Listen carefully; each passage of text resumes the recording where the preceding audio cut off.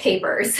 This is one of those clutter categories that just feels like you're trying to hold back a flood. No matter what you do, somehow it still just keeps leaking into your home and spreading everywhere. So here are some paper decluttering tips to help you build a dam and set up an effective filing system. Let's go. Hi guys, it's Laura, and paper is a tricky one, so we are going to take this in 3 steps. 1 is actually getting rid of enough that you can see visible progress. 2, then we are going to set up a simple but effective filing system. And then we are going to stop more paper from coming into your home. If you have just joined us, welcome. This is day 5 of the Declutter Challenge, clutter-free in 5. You can catch up on the first few days right here, and then remember to subscribe and download your free workbook. Now remember, for this challenge, we are just spending 5 minutes per task. You can spend more if you're, in the groove. For the purposes of this challenge, you do not have to deal with every single scrap of paper in your home. Just 5 minutes will get you very visible results if you follow these steps. Now, my first tip is going to sound counterintuitive, but bear with me. If you have got a large stack of papers, what I want you to do is actually spread them out. Divide them into smaller stacks, no more than 1 inch high, and then just line them up on your table, on your desk. The reason I say to do this is because paper is so small, like each individual sheet is so small that even if you got rid of 100 of them, if you've got a very large stack, you probably won't even notice that 100 are gone. It may not make a visible difference to you, and if it doesn't, if you don't see that difference, you're going to feel demoralized. So divide them into chunks, put them out across a table or a desk, and then as you're going, each chunk is actually going to be, a little milestone for you. It is going to uncover more of the surface, and you will feel like you are actually making progress. Now, these next 2 steps are vital in my experience. The first one I learned very much the hard way, and that is to get comfortable. If you are not comfortable during this process, you're just going to hate it. Papers is already going to be one of those difficult, tedious categories, so you want to make it as pleasant for yourself as possible. Sit in a comfortable chair. Don't sit on the ground. Try and keep your posture, reasonably straight. Don't be slouching or hunching or bending over, because again, it's just going to make the process that much more unbearable. You'll get through it. And then the second is to have an empty shredder and recycling bin or box or bag right there beside you, ready to go. Like I said, papers is one of those things where it doesn't always feel like you're making progress, particularly if you are just setting papers aside to deal with later. So having your shredder and your recycling storage thing ready to go means that you can actually get rid of those papers immediately, that you can see them going. You have that visible progress that you need. My next tip then, and I got this one from Marie Kondo and I 100% recommend it, is to go in with the mindset that you are just going to get rid of everything. Every single scrap of paper you're getting rid of, unless it has an exceptionally good reason why it should stay. But if you go in with that mindset, you will get rid of a lot more. So go ahead and set your timer for 5 minutes, or I will say what's great for this is ad breaks. If you're sitting down and watching something and an ad break comes on, that is a great time to whip through as many papers as you can, because something that is going to be incredibly helpful for you during this process is to make really quick decisions, particularly when we're just doing it in these small chunks. Papers is one of those things where it can take a lot of time. Sometimes you have to scan through the contents of something or even read it really closely. Those are not the things that you're going to be dealing with for the purposes of this particular challenge.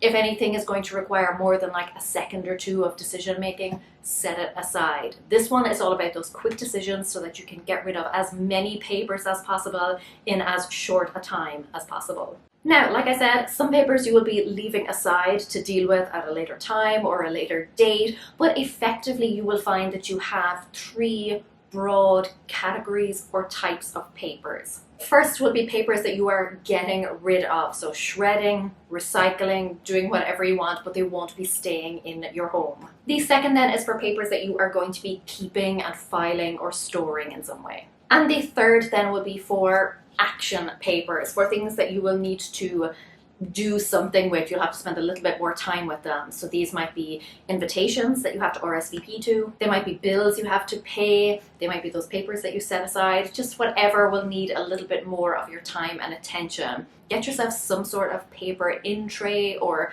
set aside or designate some area for those. For me, it's this top drawer right here. And then have a set time every week for when you go through and action those papers. For me, it is every Sunday. That is when I deal with all of my action paperwork. From there, once I'm finished with it, I will either file it or get rid of it. When it comes to filing papers then, let's talk about setting up an effective filing system. I would say here, keep your categories, particularly in the beginning, very, very broad. In fact, if you don't have that many papers, I would suggest just keeping them all together in one box. Because very often with papers, we don't refer to them on a very regular basis. There may be some that you kind of occasionally will pull out, maybe a birth certificate or something like that. You can put those towards the front or on top, however you have them stored. But I would think generally for most people, there are a lot of papers that we just do not access on a regular basis, or maybe even ever. We just need to keep them there, maybe insurance documents, contracts, or things like that. If you set up this like super complicated, subdivided, color-coded system, you're probably not going to get that time back unless you have a significant amount of paperwork and maybe it's for business or something and you need to regularly retrieve papers. But what I would suggest is maybe have one for like health related stuff and then one for property. So I have one for property and I keep anything related to the house, anything related to my car, anything related to my rings, and basically anything that I would have insured or would have some paperwork around. So yeah, things like that, keep very, very broad. Over time then, if you find that there is one particular category that is too broad and you find that you're constantly, going through it to try and find a particular paper, then you can consider subdividing or separating out that category. But in the beginning, start broad. You can always tweak and hone as you go. In terms of how you should set it up, this is a very individual thing. I would say start with the system that you think will work best for you. But like I said, don't get too overcomplicated because you may find that it just doesn't work. I thought magazine file folders, the ones that stand upright, would work for me. They did not. So I went and got myself this little filing unit. This works perfectly for me. I like to keep them all out of sight, but still have some order on them. Now this final step is crucial if you want to keep papers at bay, because really there is no point in getting rid of like 100 papers if in the next week 100 more papers are just going to come right back in through your door. You may remember from my intro video that I talked about stemming the flow. So this is particularly important with the paper category because it's one of those categories where there is stuff constantly coming into your home. So let me give you some very practical examples of things that you can do right now that are going to make this process so much easier and stop so much paper from coming in. The first is to switch as many bills and statements to the electronic version as you can.